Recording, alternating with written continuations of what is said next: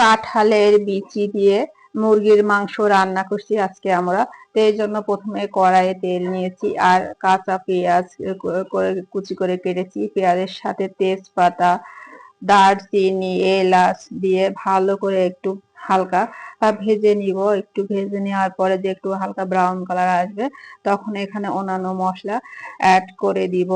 তো এখানে দেখতে পাচ্ছেন যে জিরা বাটা, আদা বাটা, রসুন বাটা আছে, তো এগুলা আমি সব এখানে দিয়ে দিব। তো মশলা আসলে যে কোনো তরকারির স্বাদের এখানে শুকনা মরিচের গুঁড়া, ধনিয়ার গুঁড়ো, হলুদের গুঁড়া, লবণ আছে, সব আমি দিয়ে দিব। দিয়ে একটু নাড়াচাড়া করে নিব আর একটু পানি দিয়েছি হালকা একটু মশলা যাতে পুড়ে না যায়। তো ওই মশলাটা একটু কষানো হয়ে গেলে এরপর আমি মাংস দিয়ে দিব, মুরগির মাংস। আগে থেকে মুরগির মাংস আমি ধুয়ে নিয়েছি। তো মুরগির মাংসগুলা আমি এখন পর্যায়ক্রমে দিয়ে দিব। তো কারা কারা এরকম কাঁঠালের বিচি দিয়ে মুরগির মাংস রান্না পছন্দ করেন? কাঁঠালের বিচি এমন একটা তরকারি, সেটা শুধু মুরগির মাংস না, ছাগলের মাংস, গরুর মাংস, অন্যান্য সবজির সাথে মিশিয়েও খেতে পারেন। আবার শুধু কাঁঠালের ডালের যে কাঁঠালের বিচিটা ওটা দিয়ে ডাল রান্না করেও খায় অনেকে।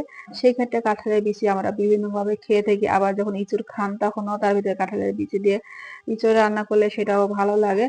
তো সব মিলাই কাঁঠাল আমাদের যেমন জাতীয় ফল, তেমন এর অনেক উপকারিতাও আছে। তো কারা কারা এইভাবে মুরগির মাংস দিয়ে কাঁঠালের বিচি খেয়েছেন কমেন্ট করে জানাবেন। আর যদি না খান তাহলে আমার রেসিপিটা দেখে আপনারা রান্না করে নিতে পারেন। আর দেখতে পাচ্ছেন আমি কাঁঠালের বিচি সব কেটে নিয়েছি, নিয়ে ধুয়ে রাখছিলাম, ওগুলা দিয়ে দিলাম, একসঙ্গে কষাই নিব, তাহলে স্বাদটা হবে। কারণ আর কাঁঠালের বিচিটা যেহেতু সিদ্ধ হতে সময় লাগে, তাই আমি মাংসের সাথেই প্রায় দিয়ে দিলাম।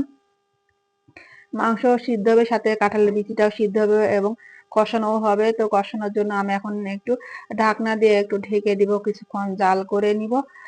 জাল করা হলে আবার পর্যায়ক্রমে আপনাদের সামনে চলে আসবো। তো আমার এই তরকারিটা আসলে খেতে খুবই ভালো লাগে।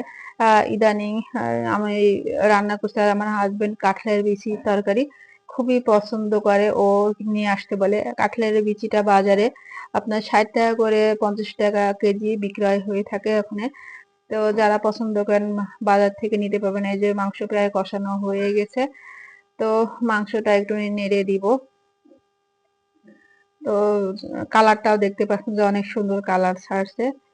তো যখন এইভাবে ঝোলটা একটু শুকানো যাবে আর একটু তেল ছাড়বে কালার, তখনই জানবেন মাংসটা বা যে কোনো তরকারি কষানো হয়ে গেছে। আর একটু ভালো করে কষালে তরকারিতে স্বাদটা ভালো করে চলে আসে। তো আলহামদুলিল্লাহ আজকে তরকারিটাও রান্না অনেক সুন্দর হয়েছিল। তো আমরা সকালে আজকে রান্না করলাম কাঁঠালের বিচি দিয়ে মুরগি রান্না করছি, আর সাথে ছিল মসুরের ডাল। তো মাংস দেখতে পাচ্ছেন কষানো সুন্দর কালার আসছে, হয়ে গেছে। তো এরপরে আমি এখানে একটু পানি অ্যাড করে দিব, যেহেতু একটু শুদ্ধ হতে সময় লাগবে। তো পানি অ্যাড করা আমার হয়ে গেছে। তো পানি অ্যাড করা হয়ে গেছে, একটু নেড়ে দিচ্ছি যাতে সব মশলাপাতিগুলো একসঙ্গে মিক্স হয়।